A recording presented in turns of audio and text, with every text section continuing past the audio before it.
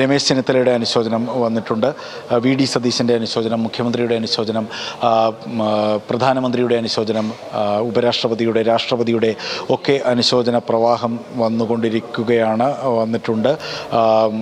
രജനീകാന്ത്, കമൽഹാസൻ അപകടത്തിൽ നെഞ്ചു തകരുന്നു എന്നാണ് കമൽഹാസൻ പറഞ്ഞത്. മറ്റൊരു പ്രധാനപ്പെട്ട കാര്യം, കാരവാനിൻ്റെ മുകളിൽ നിന്ന് വിജയ് കുപ്പികൾ ഈ ആൾക്കൂട്ടത്തിനിടയിലേക്ക് ഈ സ്റ്റാമ്പേഡ് തുടങ്ങിയ സമയത്ത് എറിഞ്ഞു കൊടുത്തുവെന്നും ആ കുപ്പികൾ കൈക്കലാക്കാൻ വേണ്ടിയിട്ടും മറ്റും ആളുകൾ തിക്കിത്തിരക്കിയത് ഈ അപകടത്തിൻ്റെ വ്യാപ്തി കൂട്ടിയെന്നുമൊക്കെയുള്ള റിപ്പോർട്ടുകളുണ്ട്. സർക്കാരിൻ്റെ വീഴ്ചയെന്ന് BJP നേതാവ് കെ അണ്ണാമലൈ ഇതിനിടെ ട്വിറ്ററിലൂടെ പറയുന്നുണ്ട്. എത്ര പേർ പരിപാടിക്ക് എത്തുമെന്ന് കണക്ക് കൂട്ടി സുരക്ഷ ഏർപ്പെടുത്താൻ പോലീസിനായില്ല.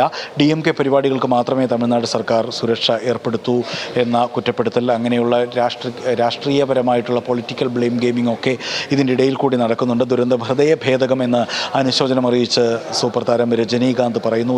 ഉറ്റവരെ നഷ്ടമായ കുടുംബത്തിൻ്റെ ദുഃഖത്തിൽ പങ്ക് ചേരുന്നു എന്ന് പറയുന്നു. വിജയുടെ അറസ്റ്റ് തന്നെ പ്രധാനപ്പെട്ട രാഷ്ട്രീയ കക്ഷികൾ, അതായത് അവിടുത്തെ ഭരണകക്ഷിയായ DMKയും സഖ്യകക്ഷിയായ കോൺഗ്രസും TVKയും അടക്കമുള്ള കക്ഷികൾ വിജയുടെ അറസ്റ്റ് തന്നെ ആവശ്യപ്പെട്ടിട്ടുണ്ട്, അന്വേഷണം ആവശ്യപ്പെട്ടിട്ടുണ്ട്. മറ്റൊരു സഖ്യകക്ഷിയായ CPIM അത്തരത്തിൽ ഇപ്പോൾ അവിടെ നിന്ന് നമ്മൾ കാണുന്ന ദൃശ്യങ്ങളിൽ കാണുന്നത് അവിടെ വന്ന ആൾക്കൂട്ടത്തിൻ്റെ ആ ഒരു വലിയ ആകാശ ദൃശ്യമാണ് ഇപ്പോൾ കണ്ടുകൊണ്ടിരിക്കുന്നത്.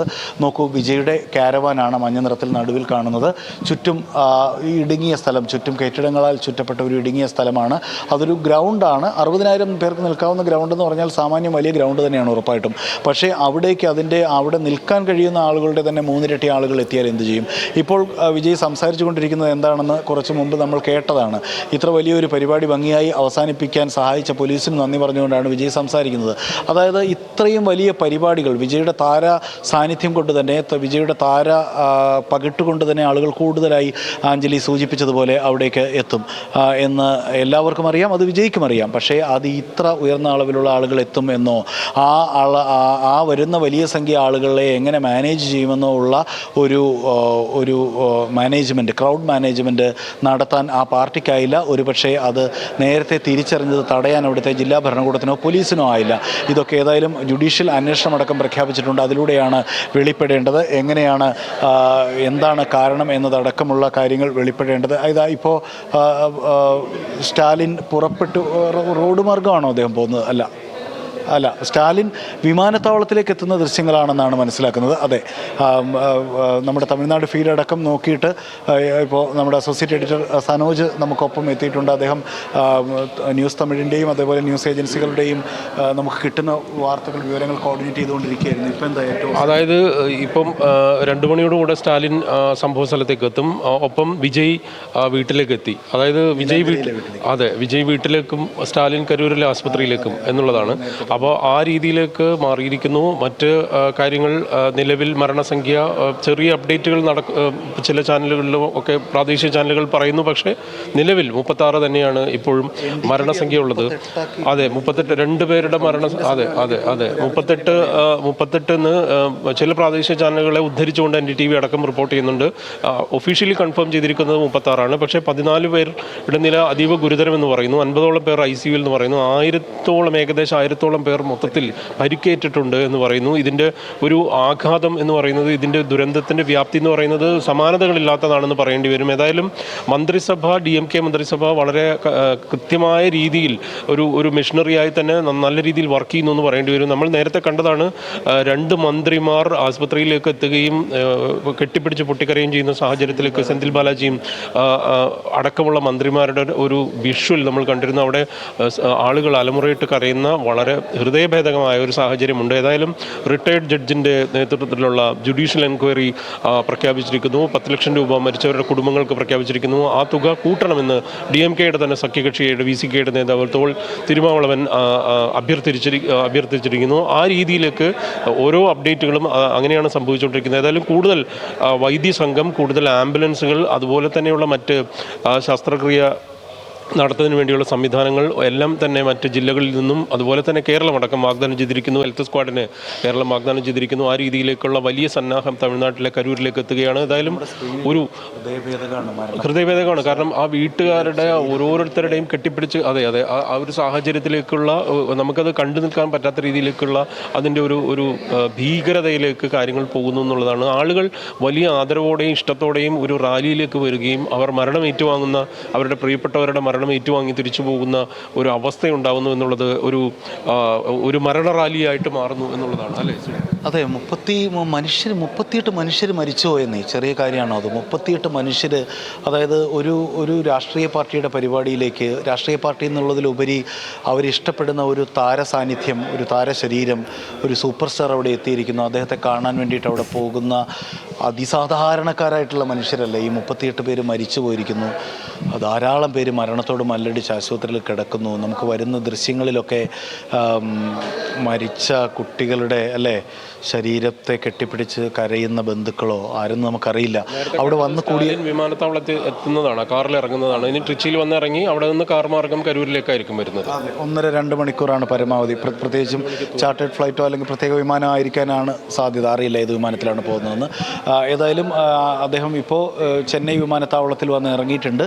അവിടുന്ന് ട്രിച്ചി വിമാനത്താവളത്തിലെത്താനും തിരിച്ച് അവിടെ നിന്ന് ഈ ആശുപത്രിയിലെത്താനുമുള്ള സമയം. അദ്ദേഹം എത്തുന്നതിന് മുമ്പ് തന്നെ help given on war footing എന്നാണ് പറഞ്ഞിരിക്കുന്നത്. യുദ്ധകാലാടിസ്ഥാനത്തിലുള്ള നടപടികളാണ് എടുത്തുകൊണ്ടിരിക്കുന്നത് എന്നാണ് പറഞ്ഞത്. 3 മന്ത്രിമാരെ ആ സ്ഥലത്തേക്ക് വിനിയോഗിച്ചിട്ടുണ്ട്. 4 കളക്ടർമാരെ അവിടേക്ക് എത്തിച്ചിട്ടുണ്ട്. സമീപ ജില്ലകളിൽ നിന്നൊക്കെ അടക്കമുള്ള മെഡിക്കൽ സംഘത്തെയും ആംബുലൻസ് സംഘത്തെയും വൈദ്യസംഘത്തെയും ഒക്കെ അവിടേക്ക് നിയോഗിച്ചിട്ടുണ്ട്. ഒരുപക്ഷെ ഒരു ഭരണ സംവിധാനത്തിന് മനുഷ്യസാധ്യമായി ചെയ്യാനാവുന്നതെല്ലാം തമിഴ്നാട് ഇപ്പോൾ ചെയ്യുന്നുണ്ടാവും. അതെ, ആ രീതിയിൽ തന്നെയാണ്. വളരെ കൃത്യമായ രീതിയിൽ തന്നെ ഒരു മെഷീനറി സർക്കാർ സംവിധാനം വർക്ക് ചെയ്യുന്നു തന്നെ പറയേണ്ടി വരും. ഒപ്പം ഇത് ഈ ഒരു 3-4 മാസം കഴിഞ്ഞാൽ നിയമസഭാ തെരഞ്ഞെടുപ്പ് നടക്കാൻ പോകുന്ന തമിഴ്നാട്ടിനെ സംബന്ധിച്ചിടത്തോളം അവിടെ വലിയ രാഷ്ട്രീയ പ്രാധാന്യമുള്ള ഒരു സംഭവമായി തന്നെയും ഇത് കണക്കാക്കേണ്ടി വരും. കാരണം TVK അല്ലെങ്കിൽ തമിഴക വെട്രിക്കഴകം എന്ന് പറയുന്ന ഒരു പാർട്ടിയുമായി വരികയും സിനിമയിൽ നിന്ന് വളരെ ചെറിയ പ്രായത്തിൽ നിന്ന് വേണമെങ്കിൽ സിനിമയുടെ ഒരു രീതി വെച്ച് ചെറിയ പ്രായത്തിൽ ഒരു റിട്ടയർമെൻറ്റ് പ്രഖ്യാപനം നടത്തിക്കൊണ്ട് നടൻ വിജയ് വരുന്നു.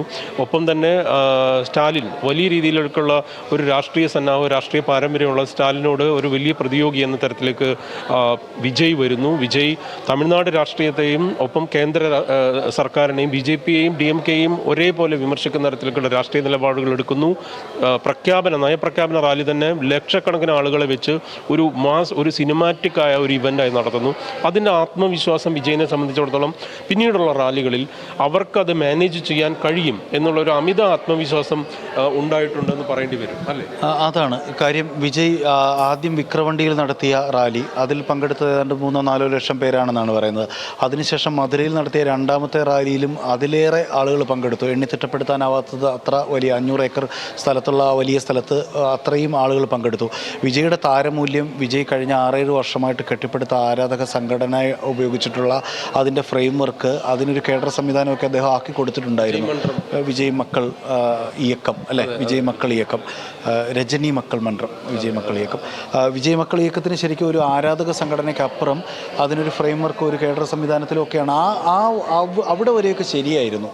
അദ്ദേഹം ആ ആരാധക സംഘടനയെ ഒരു കേഡർ സ്വഭാവത്തിലേക്ക് മാറ്റുകയും അതിന് കമ്മിറ്റികൾ ഉണ്ടാക്കുകയും രക്ഷാധികാരികളെ ഉണ്ടാക്കുകയും പ്രാദേശിക കമ്മിറ്റികളും അംഗത്വവും അതിൻ്റെ വരിസംഖ്യയും ഒക്കെ ഉൾപ്പെടുത്തി അതിനൊരു പാർട്ടി രൂപത്തിലേക്ക് കൊണ്ടുവരുന്നു. അവിടേക്ക് വിവിധ തമിഴ്നാടിൻ്റെ പോപ്പുലർ രാഷ്ട്രീയത്തെ സ്വാധീനിക്കുന്ന വിവിധ സൈദ്ധാന്തികധാരയിലെ ലീഡേഴ്സിനെ അവർ ഉൾക്കൊള്ളുന്നു. അങ്ങനെ ആളുകളെ ആകർഷിച്ച് വിജയ് വലിയ തോതിൽ ആളെ കൂട്ടുന്നു. പ്ലസ് താരമൂല്യവും വെച്ചിട്ടുള്ള ആളുകൾ കൂടി അവിടേക്ക് എത്തുന്നു. പക്ഷേ സംഭവിച്ച പ്രശ്നം എന്താണെന്ന് പറഞ്ഞാൽ, ഇപ്പോൾ സിവിൽ സർവീസിൽ നിന്നോ മറ്റോ റിട്ടയറായി വന്ന ആ ഒരു മനുഷ്യനുണ്ടല്ലോ, അദ്ദേഹത്തിൻ്റെ പേര് ഞാൻ മറന്നുപോയി, പിന്നെ ഒരു ലേഡി, അങ്ങനെ ഒരു 3-4 പേരെ ഒഴിച്ചാൽ സീസൺഡ് ആയിട്ടുള്ള പൊളിറ്റീഷ്യൻസ്, തഴക്കം വന്ന പൊളിറ്റീഷ്യൻസ്, തമിഴ്നാട്ടിനെ കൈവെള്ളയിലെ രാഷ്ട്രീയം പോലെ, കൈവെള്ളയിലെ രേഖ പോലെ അറിയുന്ന വളരെ സീസൺഡ് ആയിട്ടുള്ള രാഷ്ട്രീയക്കാരെ അവിടേക്ക് എത്തിക്കും, അല്ലെങ്കിൽ പ്രധാനപ്പെട്ട പലരും വരുമെന്നൊക്കെ വിജയ് പറഞ്ഞിരുന്നെങ്കിലും അങ്ങനെ ആരും എത്തിയിട്ടില്ല. ഇത്തരത്തിലുള്ള വലിയ ഇവൻറ്റുകൾ സംഘടിപ്പിക്കാൻ രാഷ്ട്രീയമായിട്ടുള്ള തഴക്കം വന്ന നേതാക്കൾക്ക് അത് ഒരു അനുഭവ സമ്പത്തെന്ന് പറഞ്ഞാൽ ചെറിയ കാര്യമല്ല. ഇവർക്ക് സംഭവിച്ച പ്രശ്നം എന്ന് പറഞ്ഞാൽ ഇവർ ഈ ഒരു വർഷം മുമ്പ് ഉദയം കൊണ്ട് ഒരു പാർട്ടിയുടെ പരിപാടിയിലേക്ക് ലക്ഷക്കണക്കിന് ദശലക്ഷക്കണക്കിന് ആളുകൾ പ്രസ്താവന വന്നിരിക്കുന്നു. മറ്റൊരു നടനായ വിശാലിൻ്റെ പ്രസ്താവന വന്നിട്ടുണ്ട്. രാഷ്ട്രീയ പരീക്ഷണം നടത്തിയ ആൾ കൂടിയാണ്, കൈപൊള്ളിയ ആൾ കൂടിയാണ്. പരിപാടി ഒരു തരത്തിലും ന്യായീകരിക്കാൻ കഴിയില്ല. അപകടത്തിൽ മരിച്ചവർക്ക് TV-ക്ക് നഷ്ടപരിഹാരം നൽകണം. ഇനിയെങ്കിലും രാഷ്ട്രീയ പരിപാടികളിൽ വേണ്ട മുൻകരുതലുകൾ ഉണ്ടാകണമെന്നും മറ്റൊരു ജനപ്രിയ താരമായ വിശാൽ ഇപ്പോൾ പറഞ്ഞിരിക്കുകയാണ്. അപ്പോൾ വിശാലിൻ്റെ പ്രസ്താവനയ്ക്ക് വേറെ തരത്തിൽ രാഷ്ട്രീയ പ്രാധാന്യമുണ്ട്. കാരണം വിശാൽ സിനിമാ സംഘടനകളിലെ പ്രധാനപ്പെട്ട നേതാവ് കൂടിയാണ്. അപ്പോൾ ഇത് സിനിമാ രംഗത്തുള്ള ആളുകളെ അതെ രാഷ്ട്രീയമായിട്ടും ഒക്കെ ഒറ്റപ്പെടും. കാരണം ഇത് പ്രത്യേകിച്ച് ഒരു ഇലക്ഷൻ സമയം കൂടിയാണല്ലോ. ഇത് പലതരത്തിൽ വ്യാഖ്യാനിക്കപ്പെടും. പലതരത്തിലുള്ള വ്യാഖ്യാനം ഇനിയും ബ്ലെയിം കുറ്റാരോപണങ്ങളും ഇനി വരാൻ പോകുന്ന ദിവസങ്ങളിൽ എങ്ങനെയാണ് തമിഴ്നാട് രാഷ്ട്രീയം കീഴ്മേൽ മറിയുക, ഒരുപക്ഷെ എന്തൊക്കെയാണ് അവിടെ സംഭവിക്കാൻ പോകുന്നത് പ്രവചനാതീതമാണ്. ഈ ഒരു സമയത്ത്, ഈ അതീവ ദുഃഖത്തിൻ്റെ സമയത്ത്, ഭീമമായ സങ്കടത്തിൻ്റെ ഈ സമയത്ത് രാഷ്ട്രീയമായിട്ട് ഇനി എന്താണ് സംഭവിക്കാൻ പോകുന്നതെന്നൊക്കെ നമ്മൾ ഗസ് ചെയ്യുന്ന ഒരു തരത്തിൽ വകതിരിവില്ലായ്മയാണ്. എങ്കിൽ പോലും ഈ പറഞ്ഞ കൂട്ടത്തിൽ അത് പറഞ്ഞു പോയെന്നേ ഉള്ളൂ.